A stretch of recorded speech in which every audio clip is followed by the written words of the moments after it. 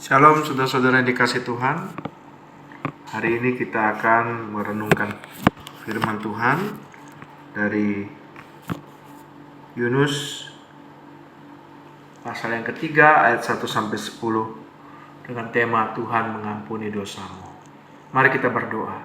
Bapa di surga, berkatilah supaya kami boleh merenungkan firman-Mu, sehingga firman-Mu dapat mengubah hati kami, sehingga hati kami boleh bertobat dan mengalami Kristus dalam hidup kami. Dalam nama Tuhan Yesus kami berdoa. Amin.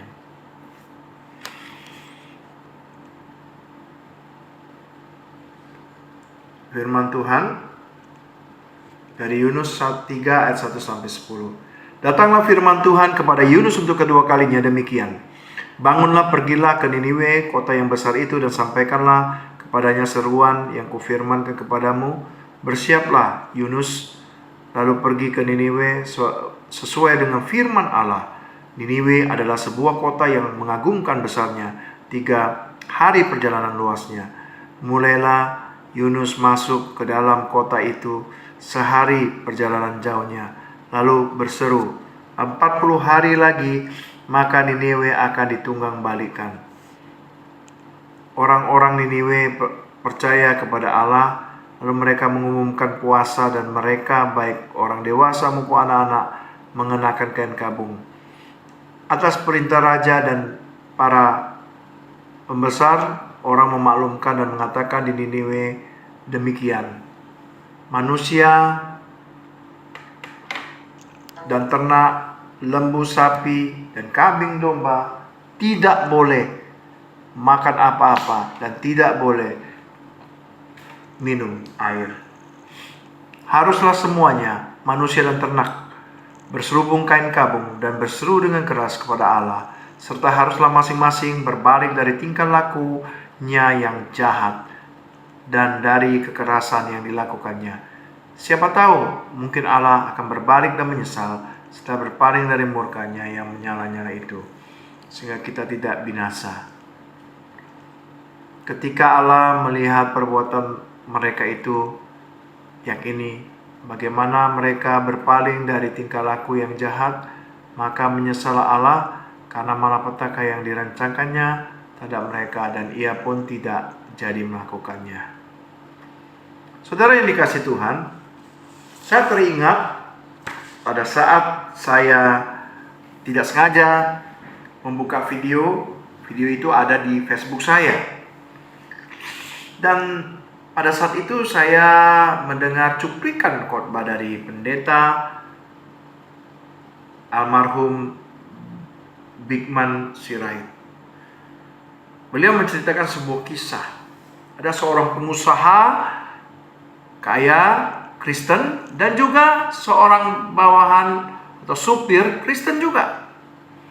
Sehingga yang terjadi adalah si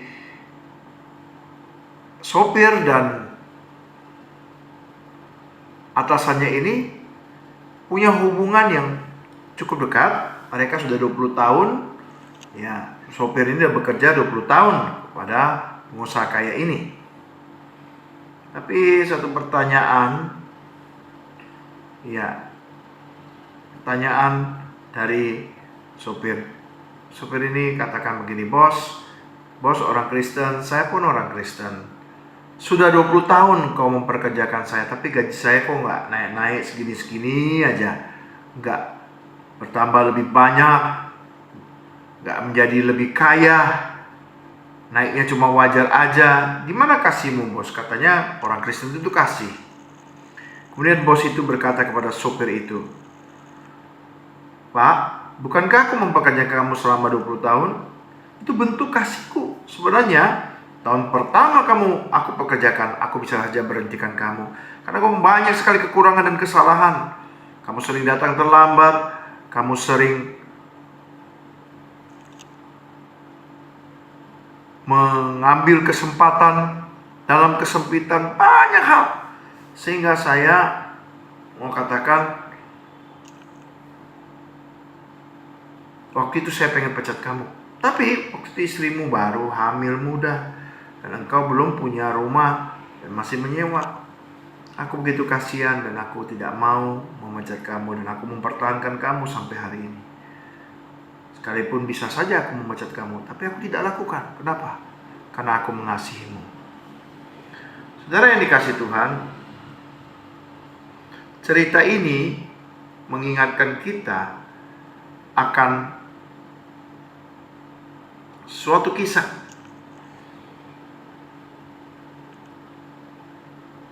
tentang Yunus. Nama Yunus itu adalah merpati. Pada zaman itu merpati itu digunakan untuk menyampaikan berita melalui surat yang diikatkan pada kakinya. Yunus diperintahkan untuk menyampaikan berita penghukuman atas orang-orang Niniwe jika mereka tidak bertobat. Namun apa yang terjadi dengan Yunus? Ketika firman Tuhan pertama kali sampai kepada Yunus, Yunus bukannya mentaati, tapi Yunus malah pergi ke Tarsis. Yunus berpikir dengan dia melarikan diri, dia bisa tidak melakukan perintah Tuhan itu. Tetapi justru ketika dia tertidur di bagian kapal yang paling bawah, kapal itu dilanda ombak yang begitu kencang. Sehingga apa yang terjadi? Ketika diundi, ternyata penyebab dari semua ini adalah Yunus. Orang-orang berkata, harus kami apakan kamu? Buangkanlah aku, baru laut ini tenang. Saudara yang dikasih Tuhan, dan apa yang terjadi ketika dilemparkan ke laut, maka laut itu jadi tenang. Dan apa yang terjadi? Yunus dimakan ikan, tapi tidak dikunyah, ditelan. Dan di dalam perut ikan itu Yunus memohon belas kasihan Tuhan, minta Tuhan mengampuni dosanya, dan minta Tuhan menolong dia, dan Tuhan pun menolong, memberi belas kasihan. Dan setelah itu Tuhan memberi lagi kesempatan untuk Yunus dipakai Tuhan untuk menyampaikan firman kepada orang-orang Niniwe. Datanglah firman Tuhan kepada Yunus untuk kedua kali. Ini menunjukkan apa? Kasih Tuhan yang luar biasa kepada umatnya yang sesat.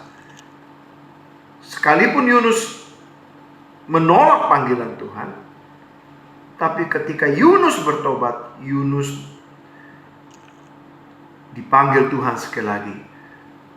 Meskipun Tuhan tidak berkewajiban melakukannya, tapi Tuhan melakukan ini karena Tuhan mengasihi Yunus. Dan Tuhan mengasihi Yunus dan memberikan belas kasihan dan kasih karunia. Bukankah kita juga sama? Kita juga diberkati Tuhan, kita sering disertai Tuhan, diberikan kasih karunia, tapi kadang-kadang kita mengeluh, kadang-kadang kita bersungut-sungut, kadang-kadang kita ngomel, kadang-kadang kita melawan, memberontak dari Tuhan. Tapi Tuhan tetap memanggil kita, dan Dia ingin supaya kita bertobat. Itu semua kasih karunia Tuhan. Sadarkan saudara? Ketika Yunus bertobat, maka apa yang terjadi? Tuhan bisa memakai Yunus untuk menyampaikan firman Tuhan kepada orang Niniwe. Kita pun bisa dipakai Tuhan luar biasa dan diampuni dosa ketika kita sungguh-sungguh bertobat dan berbalik dari dosa kita. Nah, ada satu pertanyaan. Kenapa Yunus disuruh Tuhan untuk menyampaikan firman-Nya kepada bangsa Niniwe? Karena apa? Karena Tuhan memberikan hukuman maut. Tuhan mau memberikan hukuman berat kepada bangsa Niniwe. Kenapa? Karena dosa-dosa mereka. Saudara yang dikasihi Tuhan,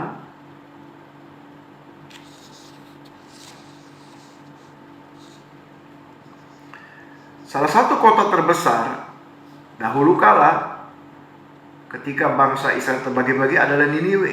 Niniwe itu adalah ibu kota Asyur. Asyur itu adalah negara Irak saat ini. Dibangun di tepi sungai Tigris yang subur tidak lama setelah berpencarnya manusia dari Menara Babel. Kota itu menjadi maju, besar, dan berabad-abad lamanya,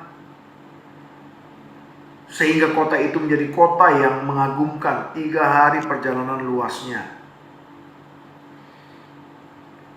Sejalan dengan masa kejayaannya, Niniwe ini menjadi pusat tindak pidana dan kejahatan. Kota ini disebut kota penumpah darah. Seluruh dusta belaka ada padanya, penuh dengan perampasan. Ketika orang-orang Niniwe menangkap musuh-musuh mereka, maka apa yang terjadi? Musuh-musuh itu atau kaum perang itu tidak segan-segan dibunuh, lalu dikuliti dan digantung kepalanya di tembok-tembok kota. Saudara, bukankah keadaan ini juga terjadi dalam kehidupan kita sehari-hari? Keadaan kita juga kita melihat, ya, kalau dengar berita, waduh, sangat mengerikan. Ada pemerkosaan, ada bapak yang bisa tega memperkosa anak kandungnya sendiri. Bahkan kalau kita melihat, ya, ada seorang ibu yang tega membunuh anaknya sendiri. Saudara, bukan hanya itu aja, anak-anak muda juga, ya, kecanduan dengan pornografi. Dan seolah-olah manusia tidak lagi peduli dengan Tuhan.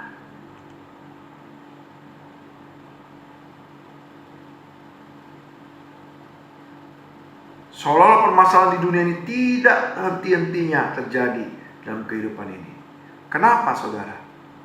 Semuanya karena penyebabnya adalah karena dosa. Apa itu dosa? Dosa itu adalah tindakan manusia yang bertentangan dengan apa yang Tuhan kehendaki atau mindsetnya Tuhan, saudara. Dan setiap orang yang melakukan dosa, upahnya apa? Upahnya maut. Roma 3 ayat 23 berkata, semua orang telah berdosa dan upah dosa adalah maut. Sebenarnya akar masalah dari kehidupan manusia adalah dosa. Dan dosa itu ketika dosa itu terus dilakukan, maka akan menghasilkan kebinasaan. Saudara, betapa ngerinya akibat dari dosa itu. Kalau saya mau menggambarkan, saudara, pengaruh dosa itu. Saudara, di negara, di satu benua itu ditinggali oleh orang-orang Eskimo di kutub utara, ya saudara. Nah, mereka punya kebiasaan menaruh pisau, lalu dilumuri darah dan ditaruh di lapisan es. Ketika serigala-serigala itu serigala mulai menjilat, dia rasa nikmat. Makin dia jilat, makin nikmat, tanpa dia sadar lidahnya tersobek oleh pisau, tapi mengeluarkan darah sehingga membuat dia makin menikmati lagi. Sampai apa? Sampai dia tidak sadar lidahnya sudah terbelah-belah dengan pisau itu, telah berdarah dan dia lemas. Lalu apa? Lalu dia mati. Saudara yang dikasih Tuhan,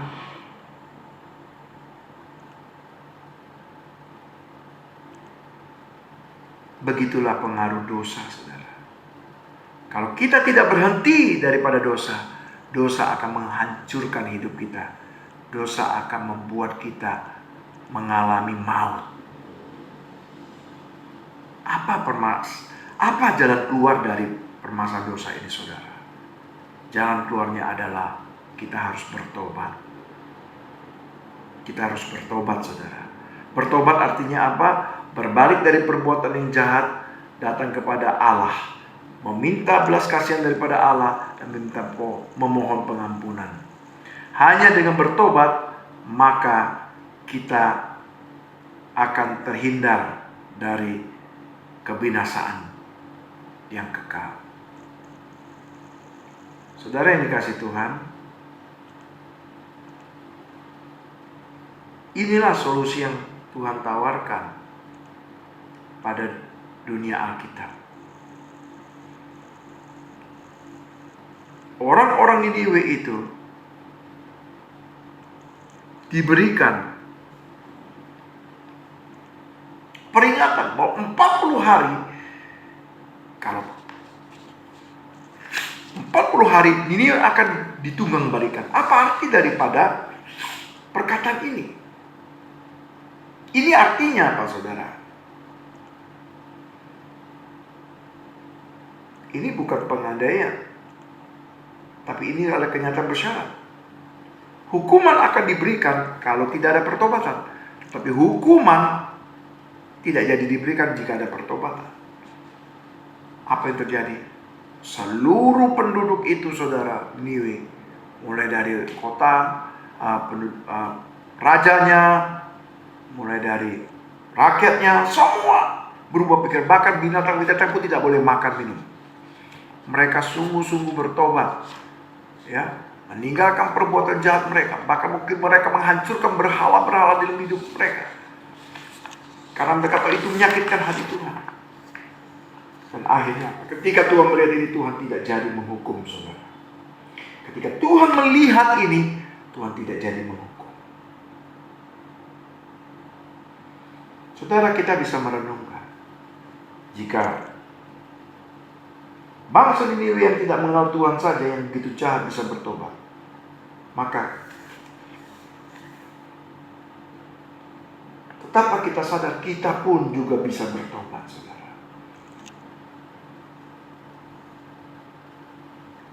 Yang menjadi jalan keluar dari permasalahan hidup kita sebenarnya, saudara, adalah kita harus sungguh-sungguh bertobat, berbalik dari perbuatan jahat kita, dan datang kepada Tuhan Yesus. Dan bertobat itu, saudara, tidak bisa sedikit-sedikit, tapi harus sekaligus, radikal. Seperti sunat, saudara. Saya teringat waktu saya disunat, waktu usia 10 tahun, saudara. Ketika kelas 4, ketika disuntik, lalu dipotong kulit kelamin saya. Ketika itu dokter tidak berkata kepada saya, hari ini saya potong kamu sedikit kulitnya ya, besok lagi ya, lusa lagi, sampai 10 hari berturut-turut ya saya potong sikit-sikit. Kira-kira kalau terjadi begitu gimana, saudara? Amsyong, saudara, bisa mati pendarahan, saudara. Sama, Tuhan ingin kita bertobat sungguh-sungguh dan tidak mengulangi lagi. Betul-betul meninggalkan dosa, itulah namanya pertobatan. Dan kita perlu datang kepada Yesus. Sebab Tuhan Yesus berkata, "Pak, akulah jalan dan kebenaran dan hidup. Tidak ada seorang pun datang kepada Bapa kalau tidak melalui aku." Setelah mungkin kita berkata, apakah saya bisa diampuni? Saya terlalu jahat, saya terlalu najis. Mungkinkah saya bisa diampuni? Dalam Yesaya 1 ayat 18 berkata begini, "Marilah, baiklah kita berperkara."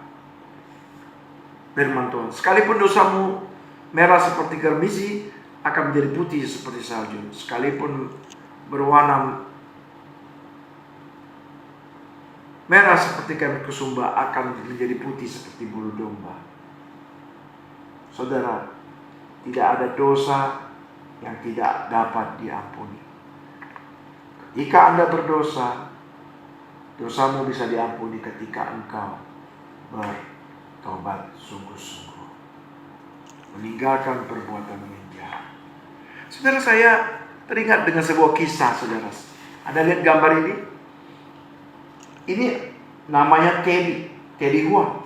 Dia ini adalah salah satu orang yang terlibat di dalam kepemimpinan Triad. Triad ini adalah gengnya di Hong Kong.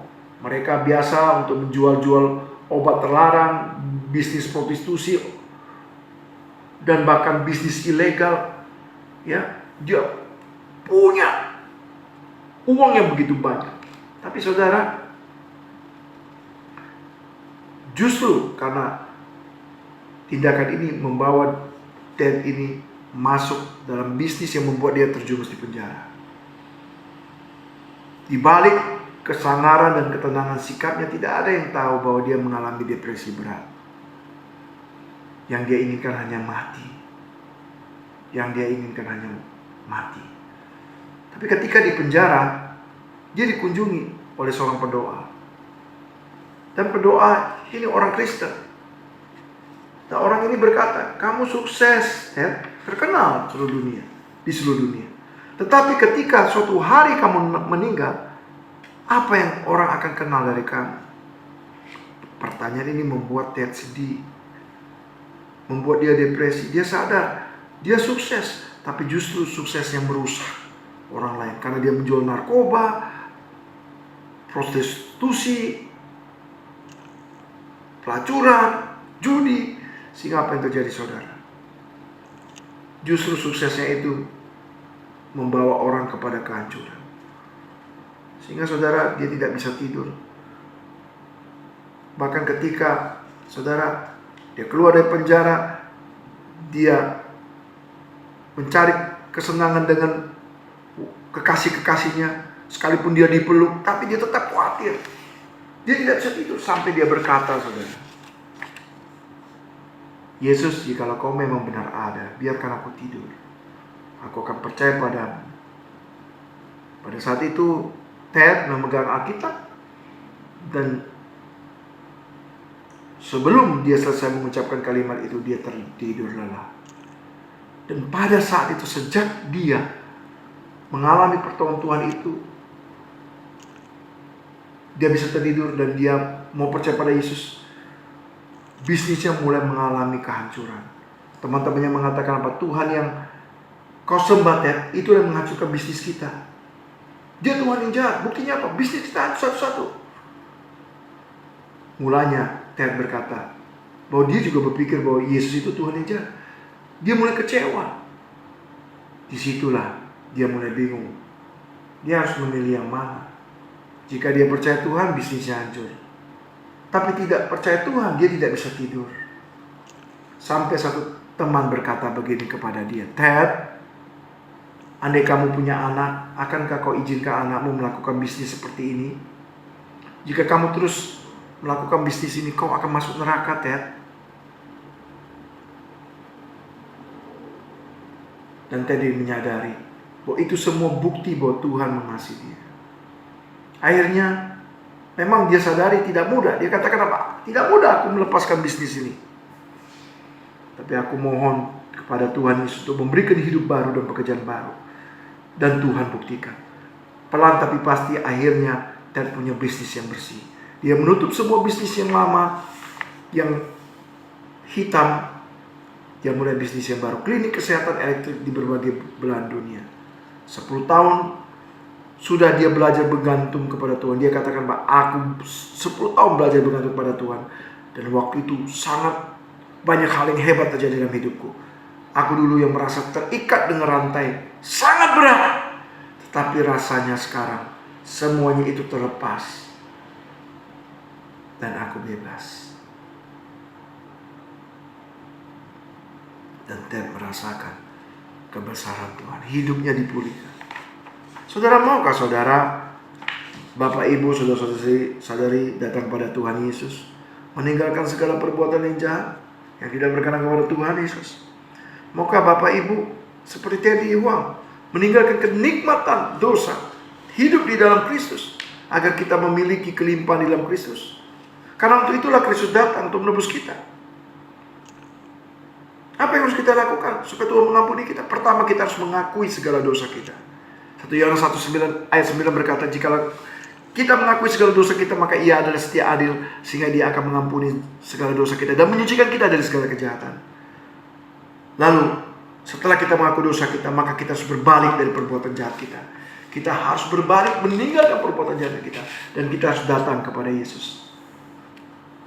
Maukah Bapak Ibu mengundang Tuhan Yesus datang kepada Dia? Jikalau Bapak Ibu belum pernah mengundang Tuhan Yesus, maukah Bapak mengundang Tuhan Yesus dalam hidup? Jikalau Bapak Ibu belum sudah mengundang Tuhan Yesus tapi belum menyerahkan hidup sepenuhnya kepada Yesus? Maukah Bapak Ibu kembali kepada Yesus? Tuhan Yesus mau berkata, aku mau mengampuni dosa-dosamu. Kalau kau mau berbalik dari segala perbuatan, dari segala tingkah lakumu yang jahat. Maukah kita meninggal? Maukah kita menerima panggilannya? Keputusan ada di tangan Bapak Ibu. Jangan tunda lagi. Besok akan terlambat. Mari kita berdoa. Bapak, berkatilah firman Tuhan ini, biarlah kita sadar, biar kami sadar boleh kami bertobat dan menerima Tuhan Yesus, sehingga hidup kami diubahkan oleh Tuhan Yesus. Terima kasih Bapak, dalam nama Tuhan Yesus kami berdoa. Amin.